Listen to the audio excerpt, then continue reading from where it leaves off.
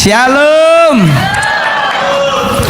Ya, kalau bicara kesaksian hidup banyak Bapak Ibu. Saya secara pribadi tidak pernah bercita-cita untuk jadi seorang seniman, artis top, artis tenar 15 menit dibayar 70 juta, tidak pernah. Tidak pernah. Jadi kalau orang bilang, wah abang emang dari kecil udah suka seni? Tidak Bapak Ibu. Saya dari kecil adalah pribadi yang sangat tertutup dengan siapapun. Karena saya menyadari diri, saya bukan orang yang diharapkan oleh keluarga. Karena saya lahir dari posisi mama saya dipasung.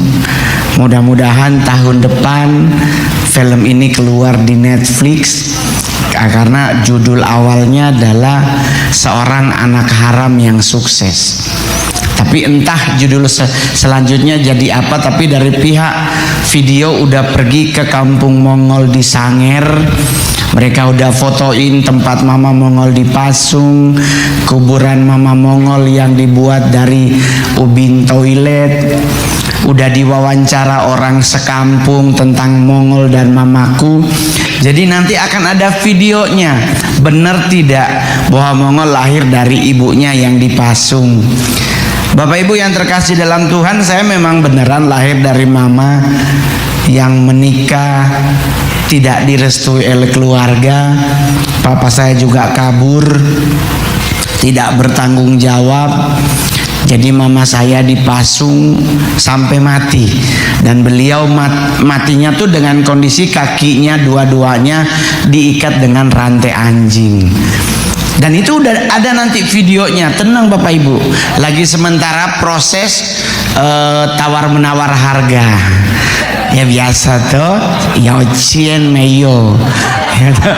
Jadi orang nanya, tapi kenapa Bang Mongol kok justru menceritakan kesaksian itu bukannya sedih, tapi kok justru berbahagia? Itulah yang namanya saya sudah berdamai dengan masa lalu. Karena kalau saya masih mengingat masa lalu dengan cara yang tidak elegan, akan muncul balas dendam, akan muncul kepahitan. Jadi saya anggap masa itu adalah masa yang paling indah. Tetapi orang nanya, apakah Bang Mongol masih ingin balik ke masa lalu? Tidak Bapak Ibu. Karena hari depan saya masih panjang yang harus saya raih. Masa lalu biarlah jadi bagian hidup saya. Jadi sampai hari ini saya mah fine aja. Sampai bisa ke Amerika, puji Tuhan, ya kan? Gila, lebih sampai Philadelphia dan merasakan bagaimana ketegangan kami tadi malam karena di daerah bandara kami kayak ada bunyi tembak-tembakan. Bulan Tuhan, bukannya di Israel sama Palestina gitu ya, lagi berperang, kenapa di Philadelphia bunyi tung wala Tuhan. Ini kalau dia masuk ke kamar, aduh, udah gue cari-cari gelas mana ya kalau dia masuk. Jujur aja Pak, mohon maaf, saya nih orang Manado ya kan, ke Amerika yang ini karena kebaikan Tuhan. Jujur aja, siapa yang pernah berpikir bahwa saya bisa sampai ke Amerika? Orang nanya, wah gila ya Bang Mongol udah di Uncle Sam. Saya bilang sorry, biar kesetaraan gender terjadi saya ke anti liberty gitu. Jangan cuman Uncle Sam, ada Tante Liberty itu jadi patung, ya kan? Jadi kalau orang nanya terus gimana Bang, saya jujur aja dari kecil saya bahkan sekolah saya tidak dari uang yang dikasih oleh oma, tapi saya hasil mencuri. Saksi hidupnya masih ada, serius. Jadi saya lahir, saya diperlakukan, padahal saya cucu pertama dalam keluarga, tidak diperlakukan sebagaimana cucu laki pertama. Saya justru dianggap kayak orang luar. Jadi itulah kenapa Mongol sampai hari ini tidak makan babi. Karena bukan saya berusaha untuk hidup sehat, enggak. Saya lebih nyihatin pikiran aja daripada makanan, ya kan. Karena buat saya makanan enggak terlalu penting, kita harus sehat. Buktinya orang tua kita dulu cuma ngoseng sayur juga umurnya 100. Ya kan, kangkung apa dicampur semua jadi nggak ada masalah. Sekarang nggak boleh wortel sama brokoli, katanya nanti ada saat bikin kanker, semua serba susah ini sekarang. Nggak boleh makan ini, nggak boleh makan itu, padahal kan selama itu didoakan everything under control, ya kan, hantem aja lah, ya kan. mau babi putar, babi panggang, babi goreng, yang penting dia makanan. Jadi dengan kondisi hidup seperti itu, saya mau ke sekolah, minta doi Pak Oma atau Oma mau bayar sekolah. Nanti Oma bukan kasih duit, dia veto, dia marah-marah, mana memang so sama dengan apa mama gitu. Akhirnya bagaimana caranya Mongol bisa sekolah? Ya nyuri, tapi bukan punya orang.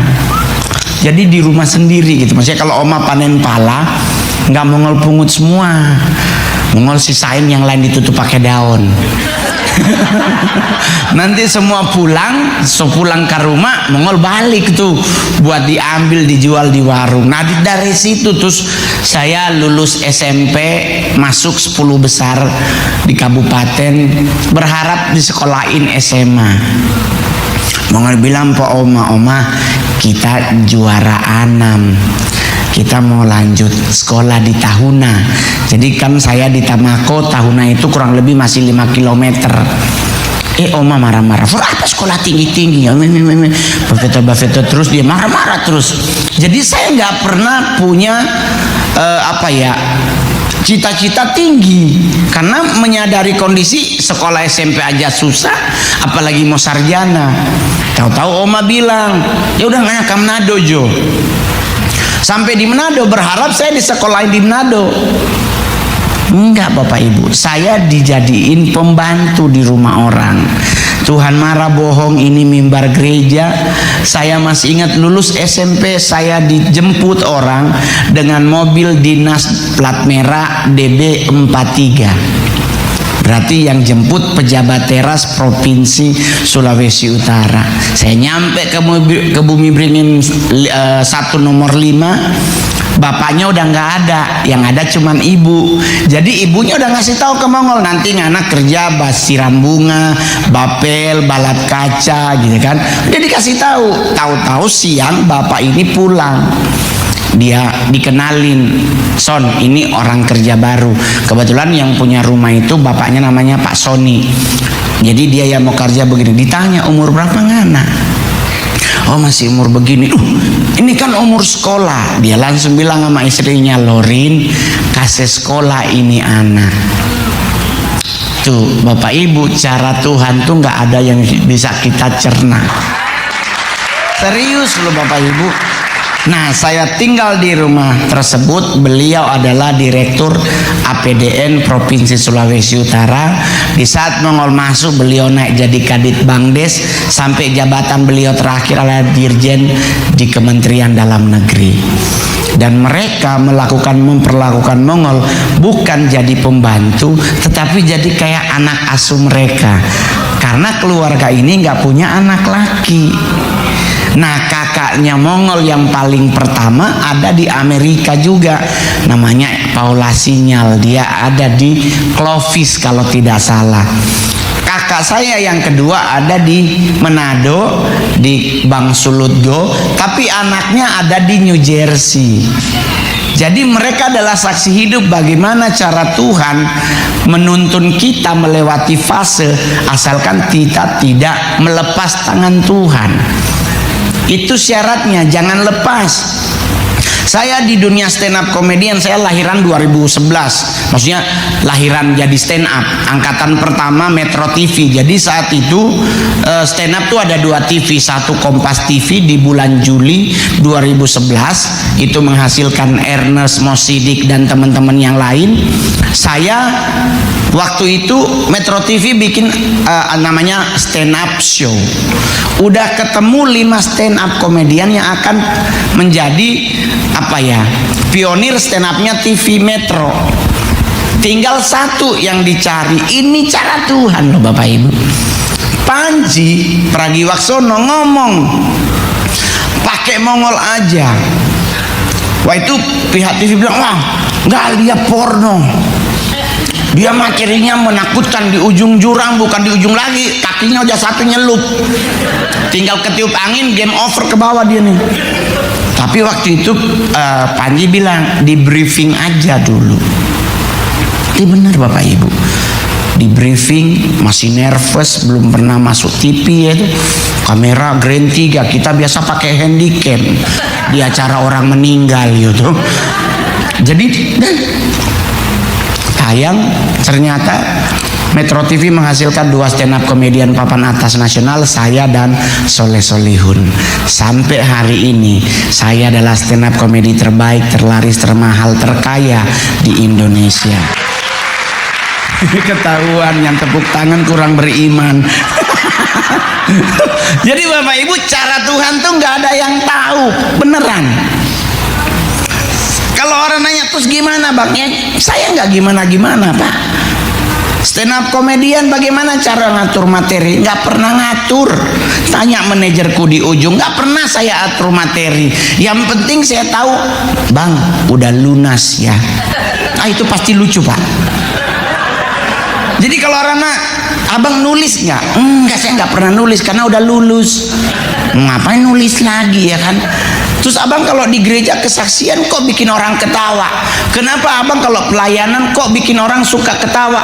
Lah kan Injil itu kabar baik Pak. Kalau nakut-nakutin berarti Halloween Pak. Ntar lagi dirayain di Amerika, hebat loh, rumah-rumah ada tengkorak. Ini kalau berani di Manado didoain rumahnya. Soalnya kami orang Manado, wow, kalau dia fanatiknya melebihi ambang batas. Oh, kami di Manado ada persekutuan doa, dia firmannya nggak pakai ditentuin, di lokasi Alkitabnya dibuka. Tuhan berfirmanlah, kami siap mendengarkannya. Dibuka, cek, perbatasan antara Maleaki dan Matius. Orangnya langsung ngomong, hari ini Tuhan tidak berfirman. Banyak begitu, ya kan? Jadi kalau mau ditanya, terus kok abang bisa menikmati? Nikmati Pak. Saya dari Jakarta ke Haneda 6-7 jam. Haneda ke LA itu kurang lebih 10-11 jam. Kalau nggak dinikmati Pak, mumet. Mau ngajak ngobrol orang sebelah bule, bahasa Inggris kita TOEFL-nya 25. Kebanyakan di ya kita jujur-jujur aja loh Bapak Ibu. Kita bahasa Inggrisnya disangir, bagaimana orang guru bahasa Inggris merangkap guru kimia? Iya tuh. Sekarang kita harus jadi itu. Jadi ya udah tidur aja udah gitu. Kayak saya naik satu pesawat, pramugarinya nenek-nenek. Kita bilang, oh Tuhan ini nenek rubuh habis tuh orang. Kalau mau dibuat ribet Pak, nggak nyampe LA Pak, saya udah turun di Jepang. Tapi kan orang nanya, kenapa abang tetap berangkat? Lah emang tujuan saya ke Amerika. Saya pinginnya ke New York. Tuhan buka jalan. Pihak Amerika bilang, Bang, ada pelayanan di Philadelphia, ada pelayanan di New Jersey, ada pelayanan di New York. Gue bilang berangkat. Gas. Pesawat katanya 6 jam, kecepatan nyampe. Yang jemput belum nyampe. Kita nyampe duluan. Orang itu kenapa abang nggak komplain? Hidup ini nggak selamanya harus dikomplain. Tuhan udah ngasih yang terbaik, masa kita komplain? Kan mujur saya turunnya di New Jersey. Kalau saya turun di Philadelphia, bukannya kemarin katanya ada tembak-tembakan. Biar ilmu orang sangir, peluru ini sayang gitu. Mau pakai jeb tetap kena. Jadi segala sesuatu dalam hidup itu ada rencana Tuhan. Amin. Kalau orang suruh, terus kenapa abang kalau bersaksi ke gereja berapa bayarannya? Mohon maaf Pak, kalau ada yang bilang saya ke gereja dibayar 40 juta, itu hoax Pak. Saya dari Januari sampai November terserah gereja ngasih berapa. Saya nggak tentuin, nggak ngasih ya keterlaluan juga sih.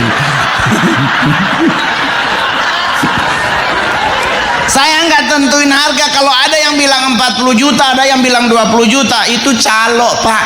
Saya ngambil pelayanan Natal itu hanya Natal untuk berbayar. Kenapa Bang kok Natal berbayar? Kan ada proposalnya. Jadi harus ada bayarannya. Tapi kalau ibadah biasa terserah, 20.000 pun kita terima. Bahkan amplop kosong pun sering saya terima.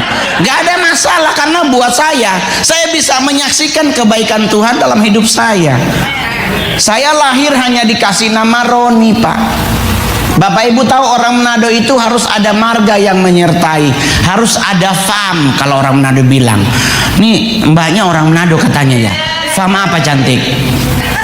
Hah?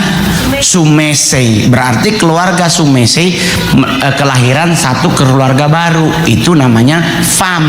Saya di surat baptis hanya nama RONY, nggak ada lebihnya, hanya Roni. Oma bilang saya lahir tanggal 20 September, yang satu bilang saya lahir 27 September. Anda bayangkan KTP saya 27, paspor saya 20. Ayo, kenapa? Karena paspor mengikuti akte lahir. Jadi akta lahir 20, padahal saya lahir benernya 27. Tuh, ayo, mau ngikut yang mana? Sama aja sih, cuma selisih 7 hari kan. Mau marah, susah. Oma Mongol buta huruf. Karena orang zaman dulu lahir keluarga baru pakai nanam pisang. Oh, dia kok lahir sama ding tu pohon itu tong tanang. Nah, kapan tuh pohon ditanam nggak ada yang tahu. Jadi oma ditanya, oma ini lahiran tahun berapa? Dia tulis, dia sebut 1900, 150. Jadi yang nulis 1900, 100, kenapa angkanya 5? Bukan tahun 4 ya, 1950. Dia harus tambah 100. Jadi kalau di Sangir dibilang tuh lurah tuh opo lau, dia tulis 1900. Dia kok kepa 150. Lah kan oma buta huruf, Pak. Saya nggak bohong, oma Mongol bener buta huruf. Tahu dari mana? Karena Mongol yang ikutin beliau ke gereja. Wih, dia bawa Alkitab, sayang ada yang bahasa Belanda. Pendeta khotbah kita akan buka Matius 1 ayat 1 sampai 20. Oma cari dari Kejadian. Ditanya, di mana oke? Matius, Oma. Oh, dia cari. Udah ayat 12 dibaca, Oma masih Kejadian 6. Kebayangkan deh. Ayat 27 habis, Oma masih di Imamat 7. Saya yang tahu. Semua nyanyi amin, amin. Oma bilang, kenapa Matius? So habis Oma ibadah. Jadi Bapak Ibu, orang tanya, terus kenapa Bang Mongol bisa bertahan dalam iman, Pak? Di dunia selebriti itu jebakan Batman lebih tinggi dibandingkan dalam kehidupan kita sehari-hari. Kita diperhadapkan dengan jebakan Batman. Kita diperhadapkan dengan jatuh menjatuhkan. Diperhadapkan, Pak. Terus orang tanya, kenapa Bang Mongol berdiri teguh? Kan saya punya Tuhan Yesus. Saya punya Tuhan Yesus yang menjanjikan segala sesuatu dalam hidupku aman dalam tangannya. Bapak Ibu ingat Indonesia pernah ada namanya tsunami Selat Sunda yang terjadi di Tanjung Lesung yang meninggalkan pemain-pemain band dari sebuah grup band namanya Seventeen. Tahu? Bapak Ibu tahu, saya yang harusnya MC di acara itu. 3 hari sebelum acara saya dibatalin. Pemain musiknya bukan Seventeen, harusnya Elmen. Udah di DP. Tahu-tahu rombak acara. Pingin yang anak muda diganti Seventeen. Saya diganti oleh teman-teman dari tim lo. A.A. Jimmy almarhum. Udah, saya pelayanan di gereja GBI Kasih Keluarga Allah Solo. Saya habis pelayanan jam 2 siang pulang, 3 kali ibadah, saya nonton TV. Kasusnya saya sampai nangis kayak anak kecil. Ya ampun Tuhan Yesus, harusnya kita yang mati. Tapi ingat, rancangan Tuhan dalam hidup kita selalu rancangan damai sejahtera, bukan kecelakaan. Itu Mongol pegang teguh Bapak Ibu. Sampai hari ini saya bisa berdiri di Amerika. Dengan datang pertama kali kita shock terapi. Kita, Tuhan Yesus. Saya tinggalnya di Ontario pertama kali datang. Pas pagi kita mau makan, Tuhan Yesus, nya ada nasi. Kalau kita di Jakarta sarapan hotel kan nasi goreng, ada mie goreng, ini itu. Di sini haleluya cuman telur. Udah begitu kentang gak dikupas. Mau sampai bilang, ya ada pembantu nih hotel. Ini kentang dok Tuhan Yesus dia nyak kupas, dia goreng. Nyari-nyari sendok. Tuhan, adanya garpu. Kan saya bilang bagaimana mau makan mie telur kalau pakai garpu? Aduh, memang penderitaan memang. Aduh Tuhan, terus mau di ujung ada warna putih kayak susu kental manis. Nah, oh bagus lah. Sebelah ada Koko Crunch. Wah ini bagus nih, apa-apalah. Gak ada nasi, sering ada Koko Crunch sama susu. Jadi kita berharapnya itu susu. Ternyata adonan wafel.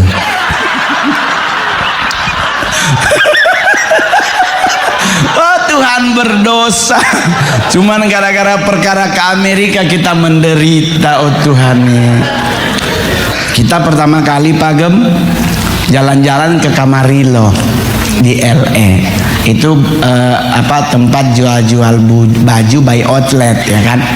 Kita masuklah ini, oh Tuhan ini apa ya, tapi harga murah-murah. Mongol bilang sama Billy, manajer Mongol, dek kenapa ya baju hitam bagus. Kenapa? Karena kami orang Manado itu selalu pasti ada baju hitam, karena buat datang kalau di orang meninggal gitu. Jadi prepare juga dari sekarang, siapa tahu nanti ada yang meninggal gitu tuh. Udah kita udah lihat harganya, darah Yesus pemurah ini cuman $6. Ambil kalkulator, $6 berapa? Pas mau bayar, mau angkat itu baju dari, lihat made in Indonesia. Tuhan Yesus suka Amerika beli baju bikin di Indonesia. Ya Tuhan jadi mau langsung bilang gak usah beli baju mahal-mahal, keros. Keros aja murah. Mana mau tahu orang Manado yang penting baju dari Amerika. Nanti made in Indonesia kita gunting. Tulus seperti merpati tapi licik seperti ular. Jadi Bapak Ibu, cara Tuhan gak ada yang tahu. Setelah ini kita ada perjamuan kudus. Jangan pernah lari. Jangan pernah aduh belum saya kayaknya, jangan. Di saat kita mengangkat roti dan darah Kristus, kita itu melakukan perjanjian dengan Tuhan. Janjinya akan selalu ditepati dalam hidup kita. Amin. Tuhan tuh nggak pernah menepati janjinya. Semua janjinya ditepati dalam hidup kita. Saya bukti saksi hidupnya. Anak yang tidak dianggap, bahkan saya kecil sampai SMP didoain jadi satpam oleh keluarga. Serius, muka tuh sayang muka, nggak cocok jadi artis. Kalau muka seperti saya kalau main sinetron ya kebagian jatuh dari pohon. Iya tuh. Tetapi buat Tuhan menjadi luar biasa. Habis ini masih ada ibadah kedua, Mongol akan menyaksikan bagaimana saya bisa terlibat dengan dunia satanisme. Jadi daripada pulang gak ada kerjaan, tetap aja di rumah Tuhan. Iya toh? Iya toh? Daripada keluar sana terus nanti jadi bagian dari Amsal 20 ayat 19. Orang-orang yang bocor mulut lebih baik di ibadah jo. Ya toh. Tapi bang persembahan saya habis. Oh ya nggak apa-apa kan, $1 masih ada.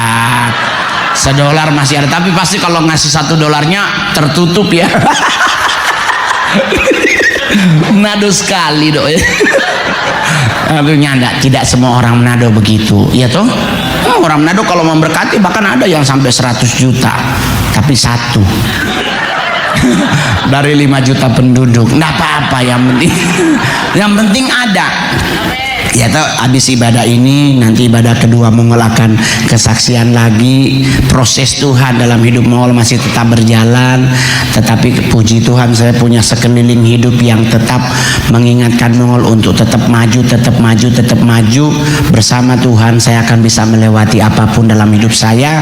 Dan buat jemaat yang hadir, apapun yang terjadi Tuhan pasti akan memberkati hidup kita. Tuhan Yesus memberkati.